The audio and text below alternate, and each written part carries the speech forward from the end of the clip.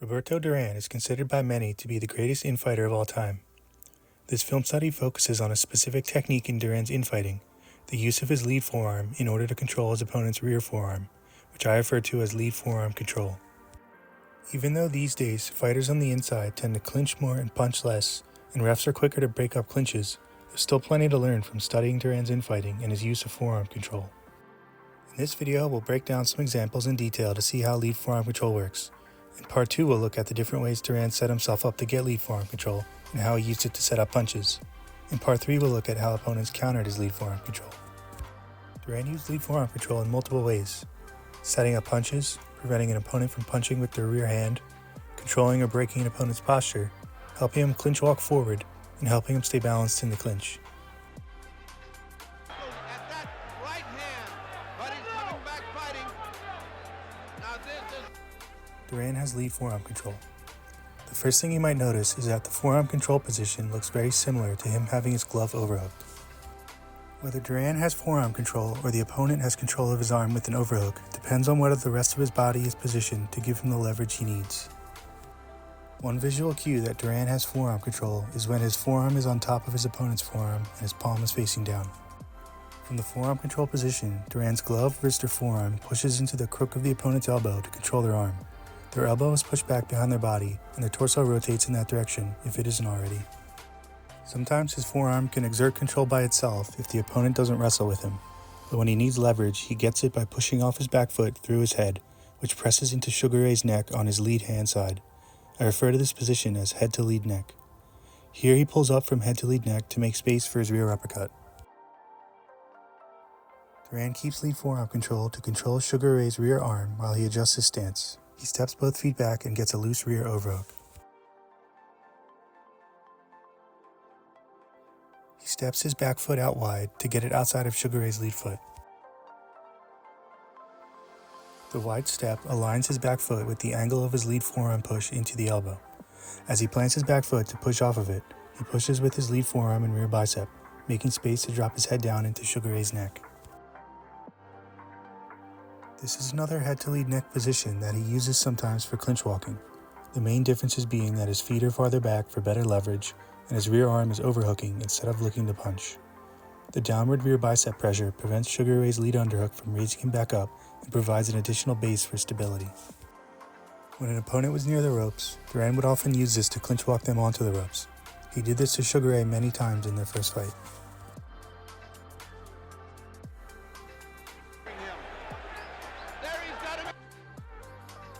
Studying Duran's infighting makes it clear that when pressing your head into the opponent's body, it's important to be precise about where you place your head, because the different head positions will transmit the force of your push into the opponent's body in different ways. This diagram shows the labels I'm going to use for the different head positions on the inside. Foul. Duran will never punch himself out. Here's another common forearm control setup. I refer to this position as ear to ear. It's when both fighters are standing upright with chests close together and their heads nearly touching at the ear. Duran gets good leverage on forearm control from ear to ear. As we can see here, by the way, it causes Sugar Ray's torso to rotate and bend. Notice Duran pushes off the foot on the opposite side he gets forearm control with.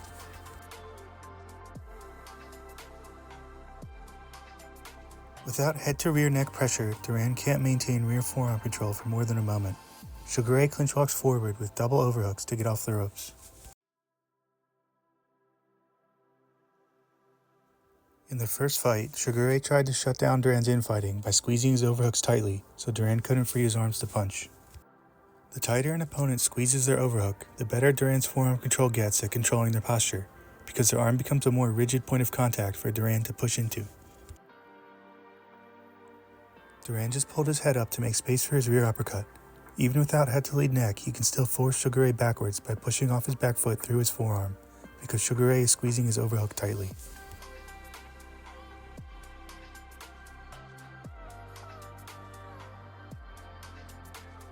So why don't opponents just immediately let go of their overhook as soon as Duran gets forearm control?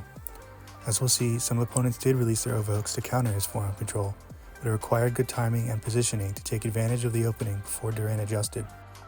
Releasing the overhook also frees up Duran's arm to punch, and if the rest of his body was already in position, he could punch quickly or keep clinch walking without needing his forearm to help balance himself. Good The ref slaps down Duran's glove and he falls forward, but since he was already in head-to-lead neck position, his head and rear bicep let him base on Sugar Ray and continue to move forward.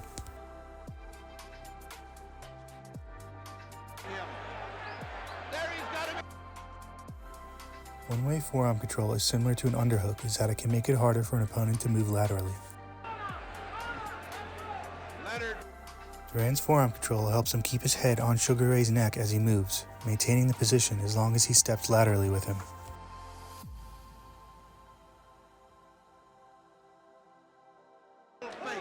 Every little fake. Leonard should not be caught there. It's hard for Sugar Ray to move laterally when Duran is pushing forward with his full body weight. This is also a good example of Duran pushing with lead forearm control to rotate Sugar Ray's torso.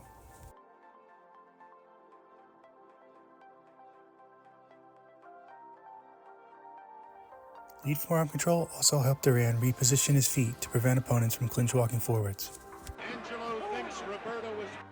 When Duran squared up by stepping his lead foot back in the clinch, he'd often point his foot outwards, making a V shape with his feet. This let him push off the inner edge of his foot. Squaring up with head to lead neck put all of his weight forward, using his head and forearm to base himself as he leans on opponents.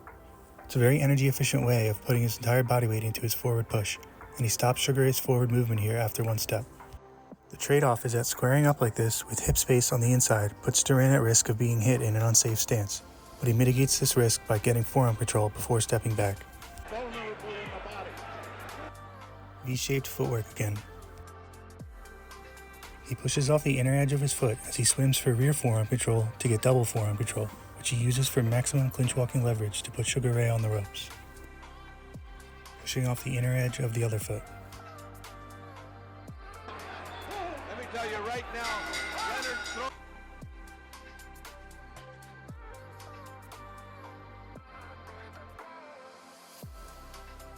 Unbelievable. Two of the best known fighters in the world. Again, looking to throw the left, but the right hand is his punch. Are selling Freddie Brown. Duran's great head movement and core and hip flexibility help him avoid punches while squared up. Has Duran in a bit of trouble. Duran's lead forearm block was another type of defense he occasionally used to block rear hand punches when in head-to-lead neck position without lead forearm control. In part 3 of this film study, we'll look at how opponents sometimes got head-to-lead shoulder to create space using their head after Duran had gotten head-to-lead neck. We'll also see that happen in most of these examples. Duran used two slightly different types of forearm blocks depending on what punch his opponent threw. Since his lead glove or forearm was making contact with his opponent's forearm, he could feel when they started to punch. He couldn't see the punch trajectory from head to lead neck, so he's most likely making an educated guess based on how the opponent's body moves as they throw the punch, with reflexes honed by his experience fighting in the head to lead neck position. The first type of block is where Duran's lead forearm comes back to his body to block a hook coming from the side. Duran getting under Leonard's shots. It's been an incredible Duran on the rope, and for the first time I see a... Sugar Ray has head to lead shoulder. His head acts as a barrier, keeping Duran's forearm farther away. On the face of Roberto Duran. Surprised, I am sure, at the body attack. I don't think one like that. A left hook! Shoot it! Hasn't been very effective to the body. Started with a vicious left hook while you were talking, Larry. Palomino did. Duran also cross guards with his rear hand.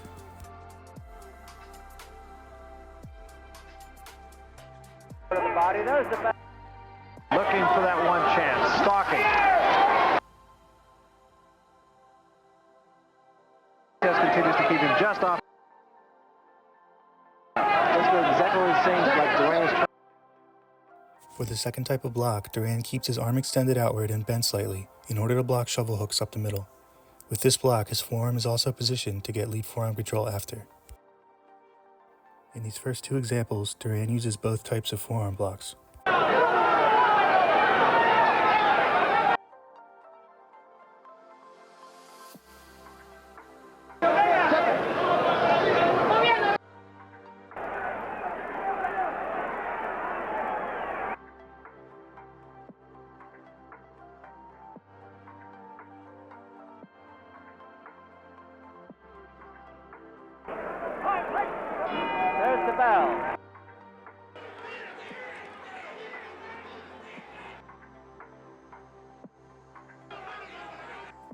Another cross guard example.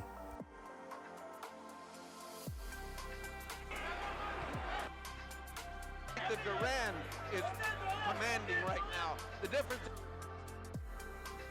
is that Duran is no reaction to feints.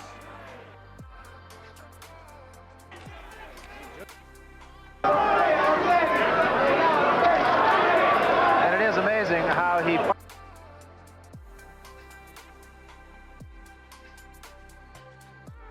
competition. He does not.